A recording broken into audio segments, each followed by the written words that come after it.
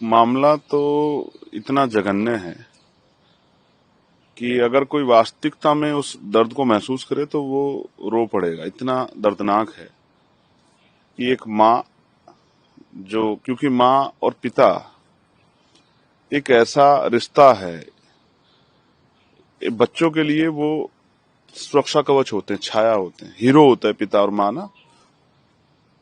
वो उनके लिए कुछ भी कर सकते हैं। बेटा पिता से कोई डिमांड कर देता है और पिता उसको पूरी कर देते हैं। कहाँ से करते हैं, कैसे करते हैं? अपना जूता नहीं खरीदते, जरूरत के समय अपनी जैकेट नहीं खरीदते और आवश्यकता सामान नहीं खरीदते, लेकिन करते हैं। उस बेटी को कुछ दरिंदे उठा के ले जाने की कोशिश कर रहे थे, उसकी असहमति के कारण, असहमति के बावजूद। तो एक माँ ने, जैसा हमेशा होता है भारत की संस्कृति में कि माँ अपने बच्चों की रक्षा के लिए आगे आती, माँ आगे आई और मुकाबला जब करने लगी तो उन दरिंदों ने उस माँ को धारदार हथियारों से उनका सर कुचल दिया। उस बेटी को वो अगवा करके ले गए और उस माँ को जो है उसकी निर्मम हत्या कर दी। सभ्य समाज में किसी भी जाति धर्म के लोग हों, चाहे वो मेरठ के हों, उत्तर प्रदेश के, देश के जिन लोगों ने देखा, जिनके घर में बेटियां, उन सारी माओं को तकलीफ हुई होगी कि इस तरह का जघन्य अपराध की कोई किसी भी तरह से जो है उससे सहमति उस पर दर्ज नहीं करा सकता है। हर माँ को, हर पिता को, हर भाई को चिंता हुई होगी कल उसकी बहन के साथ ना हो जाए, कल उसकी बहन के सम्मान के साथ ये ना हो जाए। हर माँ को दर्द हुआ होगा और हर माँ ने इस पीड़ा को महसूस किया होगा।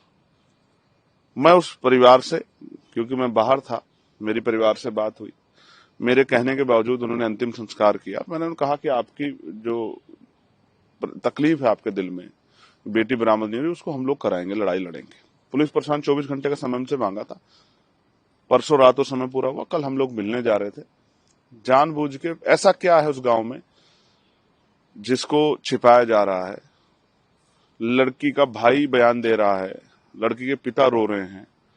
जब इतनी पीड़ा में थी तो मेरा एक नैतिक कर्तव्य है, और मेरा नहीं, हर व्यक्ति का जो बहन बेटियों के सम्मान की लड़ाई लड़ना चाहता है, कि उनको जाके उस दर्द को बांटना चाहिए, उनकी मदद करनी चाहिए। मैं अपने कर्तव्य को पूरा करने जा रहा था, मुझे गाजियाबाद में रोक लिया गया, फिर मुझे खोड़ा के आसपास रोक लिया गया, फिर उसके बाद हापुड़ वाला जो कट है वहां रोक लिया गया, और लगातार जिस तरह से फिल्मी वो होता है, मेरी गाड़ी के सामने लाके गाड़ी लगा देना। फिर मजबूरी में मुझे ऐसा लगा कि कोई बड़ी घटना ना घट जाए, मैं बाइक से चला गया। पुलिस मुझे खोजती रही और मैं एक साथी के साथ बाइक से टोल पर पहुंचा। मेरी समझ में नहीं आ रहा है कि उत्तर प्रदेश में ऐसा क्या हुआ है कि एक चुना हुआ सांसद अपने परिवार से नहीं मिल सकता, जिसमें परिवार ही डिमांड कर रहा है। क्योंकि रात मेरी उनसे वीडियो कॉल पे बात हुई, वो रो रहे थे कि आपको आना पड़ेगा, आपको आना पड़ेगा। वो भय के साए में, मैं गारंटी दे कह सकता हूं, उनके पिस्टल उनके सर पे लगी हुई है, वो बंदूकों की नोक पे है, इसलिए वो रो रो के इंतजार कर रहे हैं कि चंद्रशेखर वहां जाए। लेकिन ये गूंगी, बहरी और तानाशाही सरकार नहीं चाहती कि चंद्रशेखर जाके उन परिवारों की आवाज उठाए। मैंने कल फेसबुक लाइव के माध्यम से मांग की थी कि मुझे डर है, क्योंकि जिस तरह के हमारे सूत्रों से पता लगा कि बेटी गुंडों के पास ही थी, अपराधियों के पास ही थी, तो मुझे डर है कि उस बेटी से जबरन उसको डरा के उसके अपने फेवर में बयान न दिलवा दी जाए। इसलिए मेरी मांग है कि उस बेटी को एक बार परिवार से मिलाया जाए, क्योंकि उस बेटी को नहीं पता क्या क्या हो गया है, उस बेटी की जानकारी में नहीं है, उस बेटी को क्या बीत रही है, वो किस सिचुएशन में उसको कितना डराया गया है। क्योंकि उसका एक बयान मैंने सुना है कि मेरे परिवार की हत्या का डर दिखाकर कि उनकी हत्या कर दूंगा, ये गुंडा आरोपी मुझे लेके गया है। तो मैं चाहता हूं कि उसका डर तब निकलेगा जब परिवार के सामने वो बेटी आ जाएगी और फिर उसके बयान हो। और एक मेरा जो सबसे बड़ा डर है, जिस तरह के बयान उसके भाई और पिता के हैं, वो गांव उनके लिए सेफ नहीं है। मैं सरकार से मांग करता हूं कि उनको शहर में, क्योंकि उस डर के साए में ना वो कानूनी लड़ाई लड़ पाएंगे और ना ही इस अपमान के साथ वो वहां रह पाएंगे। क्योंकि कल वो मुझसे कह रहे थे, उनका भाई मुझसे रात वीडियो कॉल पे कह रहा था कि माँ तो मारती है, आप माँ को तो नहीं देख पाए, लेकिन पिता को भी मार देंगे, आप आ जाओ। इसलिए मैं चाहता हूं कि मैं मुख्यमंत्री योगी आदित्यनाथ से मांग करता हूं, ठाकुर योगी आदित्यनाथ जी से मांग करता हूं कि वो उस परिवार को सुरक्षित करने के लिए, अगर वास्तविकता में उनके अंदर इतना सा भी न्याय का चरित्र है, तो उसको वहां से, गांव से निकाल के, उस जातंकवादी, उस जातीय ईर्षा से भरे गांव से निकाल के उस परिवार को मेरठ में एक मकान रहने की व्यवस्था करा दे, जिससे कि वो परिवार अपनी आगे की लड़ाई लड़ सके। तो आप क्या चाहूंगा, जब तक मैं अपने परिवार से नहीं मिलूंगा, उनके हालात नहीं जानूंगा। मैं यही समझने की कोशिश कर रहा था कि वहां मीडिया को बैन कर दिया, जाने से रोक दिया। क्यों रोक रही थी? पुलिस क्या कर रही थी? क्या कुछ नहीं है उनके पास कहने को।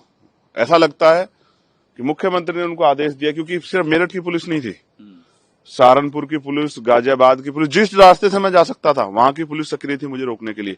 इसका मतलब मेरठ नहीं था, सिर्फ डिस्ट्रिक्ट मेरठ नहीं था। इसका आदेश उत्तर प्रदेश मुख्यमंत्री की तरफ से आया कि चंद्रशेखर को वहां नहीं जाने देना, क्योंकि चंद्रशेखर अगर वहां जाएगा तो होगा क्या, उस परिवार में बल पैदा होगा और वो अपनी बात को मजबूती से कह पाएगा, अपनी लड़ाई को मजबूत लड़ पाएगा। और सरकार नहीं चाहती कि कमजोर वर्गों में दलित, पिछड़े, मुसलमान अपनी लड़ाई को मजबूत लड़ सके। वो उनको दबा डराकर, यानी कि हम आपको मारेंगे भी और रोने नहीं देंगे, इस तरह की तानाशाही। मीडिया को क्यों नहीं जाने दे रहे हो? क्या छिपाना चाह रहे हो? बीजेपी के नेता तो कल भी वहां गए हैं, तो ऐसा क्या था कि एक चुना हुआ सांसद वहां नहीं जा सकता?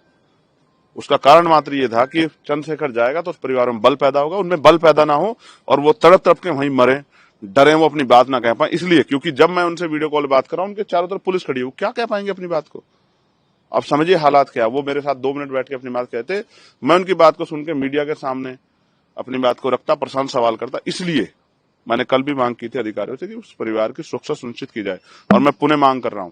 वो परिवार वहां सुरक्षित नहीं है, उस परिवार को वहां से निकालकर शहर में कहीं जो है उचित रहने की व्यवस्था कराई जाए, उनको मकान दिया जाए, आवास दिया जाए और उनको सुरक्षा दी जाए। जब तक ये नहीं होगा तो न्याय नहीं हो सकता। और अगर ऐसा नहीं होता तो मैं डंके की चोट पर कहता हूं कि इस प्रदेश में दलितों, पिछड़ों, मुसलमानों के लिए जो हालात हैं वो पलायन जैसे हैं और उनकी सुरक्षा किसी के भरोसे नहीं है। मुख्यमंत्री कहते थे हर चौराहे पे अगर कोई बेटी को छेड़ेगा तो यमराज बैठा, यमराज नहीं बैठा। गुंडों को संरक्षण करने वाले सरकारी नेता और उनके आगे मजबूर, जिस खाकी का हम लोग दिल से सम्मान करते हैं, वो खाकी मैंने मजबूर कल देखी। उनके पास शब्द नहीं थे ये बयां करने के लिए कि एक चुनाव हुआ सांसद अपने परिवार से क्यों नहीं मिल सकता। ऐसी घटनाएं यूपी में ज्यादा देखने को मिलती है और जब कोई मेंबर ऑफ पार्लियामेंट जाना चाहते हैं, हमने देखा राहुल गांधी को भी रोका गया था, एसपी के सांसदों को भी रोका गया था, आपको भी रोका गया है, तो क्यों रोकती है? देखिए, हम कानून को मानने वाले लोग हैं। मैं चाहता तो मैं सीधा गांव में भी जा सकता था, लेकिन कोई लॉ एंड ऑर्डर की सिचुएशन ना हो, इसलिए हम लोग पुलिस की जानकारी में सर चीजें देखे जा रहे हैं कि पुलिस व्यवस्था करे। कल को इस तरह की सिचुएशन ना आए कि हमने गैर जिम्मेदारी दिखाई। हम संवैधानिक पदों पे है, लेकिन आतंकवाद इतना हावी है उत्तर प्रदेश में। मैं कौसाम्बी गया, पाल समाज की बच्ची के साथ जब अन्याय हुआ था तो मुझे वहां नहीं जाने दिया गया। ये इस बात का पुख्ता सबूत है कि जब दलितों, पिछड़ों, मुसलमानों पे जुर्म जाति अन्याय होगा। बिजनौर में क्या हुआ? वाल्मीकि है, वाल्मीकि कह कह के किस तरह से जो है जूता मारा गया अभी 2 दिन पहले। सब आपके सामने है। जिस तरह का अन्याय यहां दिल्ली में क्या हुआ, किस तरह से बुलडोजर चला के जो है लोगों के अधिकारों को, लोगों की आवश्यक चीजों को निस्ता नबूद कर देगा। ये सब हम देख रहे हैं कि किस तरह का जुल्म उत्तर प्रदेश और देश में दलितों, पिछड़ों, मुसलमानों पे, आदिवासियों पे हो रहा है। इस अन्याय को सहने वाला नहीं है ये कमजोर समाज। ये उठ के खड़ा हो जाएगा, और जिस दिन ये उठ के खड़ा होकर इन्होंने कहीं चंद्रशेखर आजाद पे को जिस तरह भरोसा करके ताकत दी और ताकत बढ़ा दी, तो किसी गुंडे की हिम्मत नहीं रहेगी किसी बहन बेटी का अपमान कर दे या इनको या इनके धार्मिक स्थलों को नुकसान पहुंचाते। मैं आज इस बात की गारंटी देता हूं। प्राइम मिनिस्टर बन सकती है। अब बीजेपी के लोग कह रहे हैं कि ये हिंदू राष्ट्र है, हिंदू ही प्राइम मिनिस्टर बनेगा। इस पूरे प्रकरण को आप कैसे देख रहे हैं? आप क्या समझते हैं? देखिए, पहली बात, लोकतांत्रिक व्यवस्था है, मेजोरिटी जिसके पास होगी वो प्राइम मिनिस्टर बन सकता है। कुछ सीमित बाध्यताएं, ऐसा बहुत कुछ नहीं है,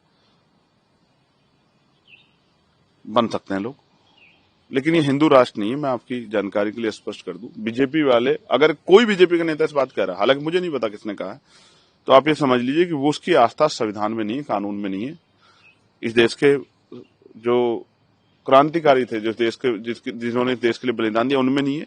उनकी मान्यता जो 2 नेशन थ्योरी के लोग थे, जो धर्म के आधार पर बंटवारा जिन लोगों ने किया था, उनके साथ उनकी मान्यता है। क्योंकि जो संविधान को मानने वाला व्यक्ति, संविधान के प्रेम्बल में इस बात को स्पष्ट किया गया है कि ये सेकुलर राष्ट्र है। ये किसी भी, चाहे ना हिंदू, ना मुसलमान, ना सिख, ना ईसाई, ना दलित, किसी का राष्ट्र नहीं है, सबका राष्ट्र है। और अगर इसको कोई जानबूझ के बार बार ये कह रहा है तो वो अपने राजनीतिक एजेंडे के जरिए कह रहा है, राजनीतिक एजेंडे को कामयाब करने की कोशिश कर रहा है। और ये अन्याय जो है और ये संविधान पे हमला खुली आंखों से देखा जा रहा है। ये डिक्टेटरशिप है, ये कमजोरों को दबाने की।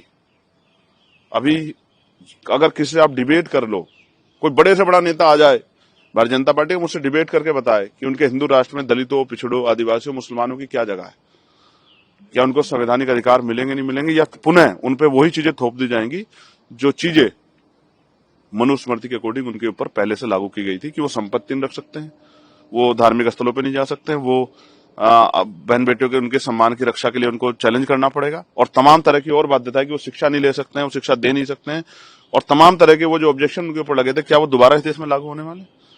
पूरा बीजेपी का हिंदू राष्ट्र खोखला है, और वो हिंदू राष्ट्र सिर्फ और सिर्फ दलितों, पिछड़ों, आदिवासियों को और जो बाकी जो अन्य धार्मिक अल्पसंख्यक है उनको निस्तानाबूद करके इस देश को पुनः उसी व्यवस्था पर लेके आने का जिस व्यवस्था से महापुरुषों ने उस देश के संविधान जो संविधान बनाने वाली जो पूरी टीम थी, जिनमें बाबा साहब अम्बेडकर जो अग्रणी थे, बाबा साहब अम्बेडकर जो नायक थे, उनकी पूरी सोच पे हमला करने का काम ये सरकार कर रही है। प्राइम मिनिस्टर मोदी गुजरात में शामिल हो रहे हैं।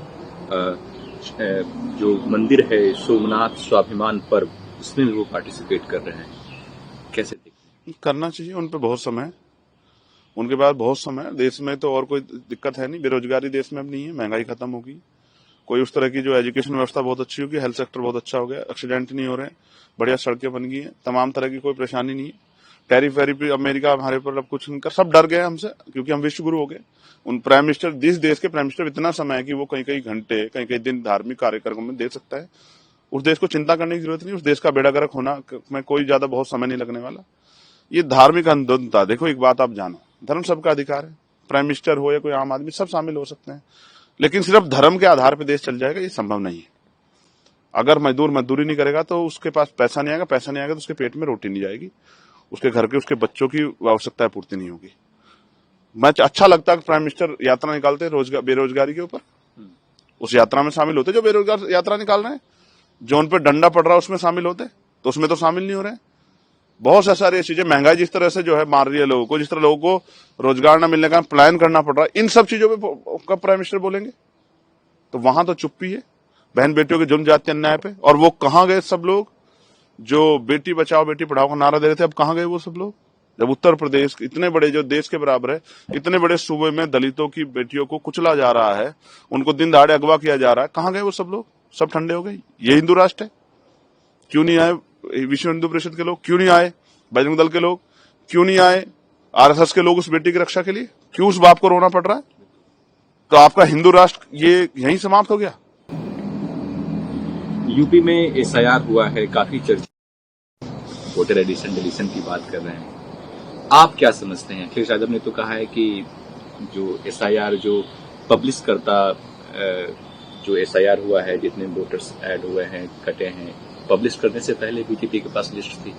देखिए, मैं एक चीज आपको कहना चाहता हूं, जितना हम सिस्टम को समझ सकते हैं और जितना संवैधानिक व्यवस्था में हम समझें, यूपी एडमिनिस्ट्रेशन मुख्यमंत्री जी के अंडर में काम करता है और मुख्यमंत्री जो चाहेंगे वो करेगा, क्योंकि उनको नौकरी करनी, तनख्वाह लेनी।